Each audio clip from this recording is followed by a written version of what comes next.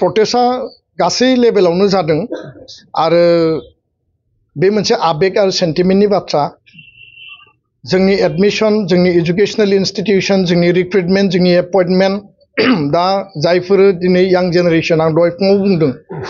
30-40 बोसोर आन्दोलननि उनाव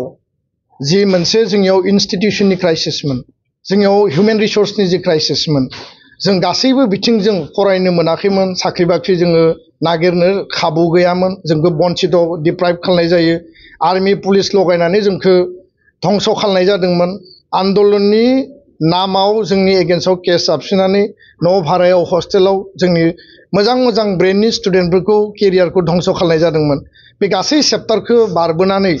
जों अस्तित्वनि संग्रामाव दावहायाव जों देरहानानै जोंनि 6 सिडुल मोनबाय दा हारिया बड'फाया बुंलांनाय बायदि गेरेमसा माहारि दानाय आरो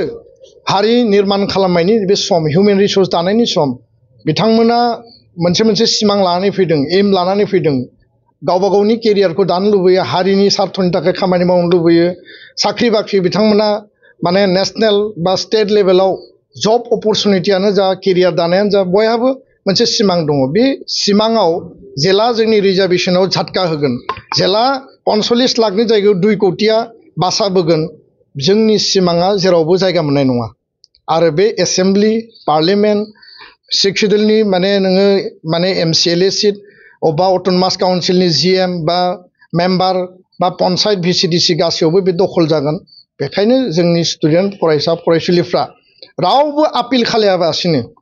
दानि आथिखालनि सिसिटुवानि आन्दोलन एबसुनि आन्दोलन आसामनि थासारि परिबेश परिस्थितिखौ बयबो बुजिनानै मोनदांनानै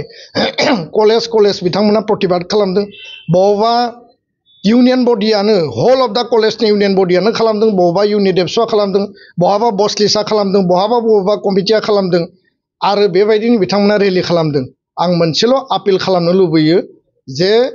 दासो आंनियाव रिपर्ट फैदों जे बड'लेण्ड सेक्रेटारियेट BTC सेक्रेटारियेट एसेम्बलियाव जोंनि जायफोर प्रटेस्ट खालामग्रा फरायसा फरायसुलि बिथांमोना हाबनानै बेयाव मोनसे हुलुस्थुलुस परिबेश सृष्टि जादों आं बिथांमोनखौ दाय होनो नागिराखै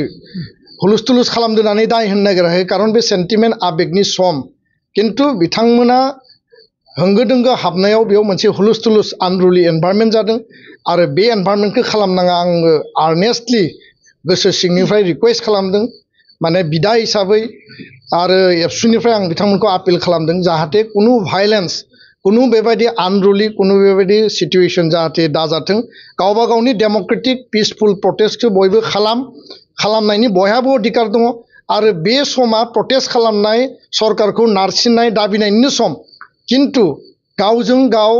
बेबायदि जाहाथे हुलुस्थुलुस खालामनानै माने बेबायदि भायलेन्सनि सिचुएशन एनभायरनमेन्ट जाहाथे दाजाथों आरो जाया बेखायनो बिथांमोना प्रटेस्ट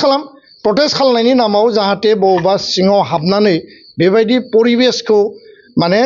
जाहाथे माने भायलेन्स जालायनाय थासारिसिम जाहाथे बिथांमोना खालामा बेखायनो बिथांमोना DC अफिसनि मोखाङाव सेक्रेटारियेटनि मोखाङाव इउनिभार्सिटिनि मोखाङाव बा जों जेखौ प्रटेस्ट खालामदों राजा लामायाव रेलि खालामदों बे गणतान्त्रिक देशनि माने जि प्रटेस्टनि जि मोनसे नियम दङ बेनि आवथायाव थानानै बयखौबो प्रटेस्ट खालामनो आं खावलायदों कुनु कारनाव जाहाथे भायलेन्सनि रुप लाया आरो बे महराव जाहाथे रावबो थाङा बेखायनो आङो फरायसा फरायसुलिफोरखौ इमोसन आरो सेन्टिमेन्टखौ लाखिनानै हारिनि सार्थ STनि सार्थआव सरकारखौ नारसिननायनि प्रतिबादखौ खालामलांनो थाखाय आं खावलायबाय।